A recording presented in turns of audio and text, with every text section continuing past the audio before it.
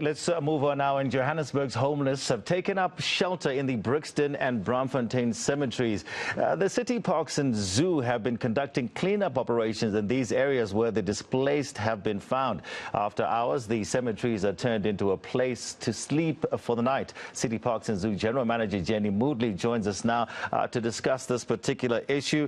Jenny, thank you so much for speaking with us this morning. It strikes me as a bit unusual for one to seek refuge in a cemetery, but is this common in our cemeteries?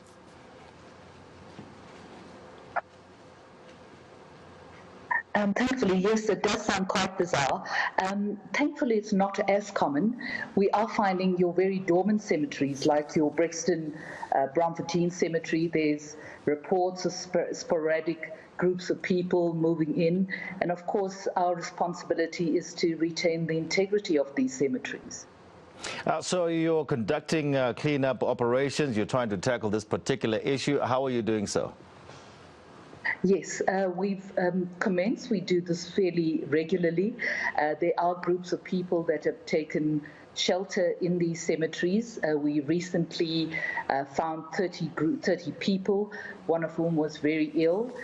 Together with the social services units, with the Joburg Metro Police Department, and of course our operations teams, we went in. People generally take their belongings and move on. However, there was an individual that we had to take to hospital. So there are reports of these sort of things. We're also reviewing the fencing, the security system within these cemeteries. We've recently appointed the security company to monitor the area, and together with the K9 unit, they will be conducting regular patrols. We're going to be installing some security fencing, and hopefully with further interventions together with the support of the various communities, including the Chinese community and the Hindu community, we hope to put in proper security interventions to act as a deterrent. Now Jenny, you want deterrence, obviously, but you have to offer alternatives as the city. Are you offering any in terms of shelters? Yes, the city has a shelter, but as you can imagine, it's very regulated. And very often these groups are not only dealing with drug dependency issues, of course poverty is the underlying issue, but largely there's a mental well-being element, and very often they don't want to take up the shelter, the option to stay within a shelter environment.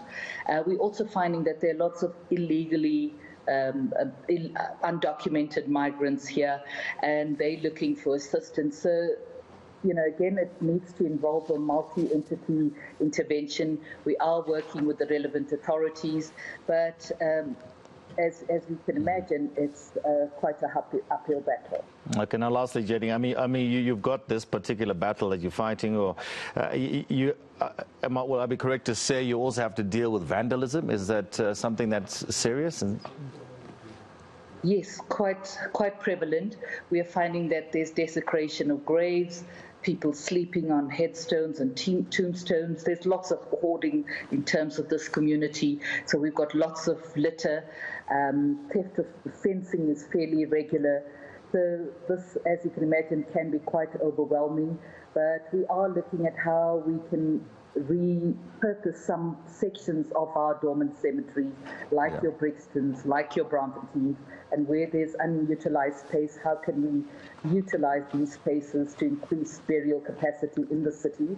We'd like to assure our residents that we do have adequate burial space, over 1 million spaces in the city of Joburg.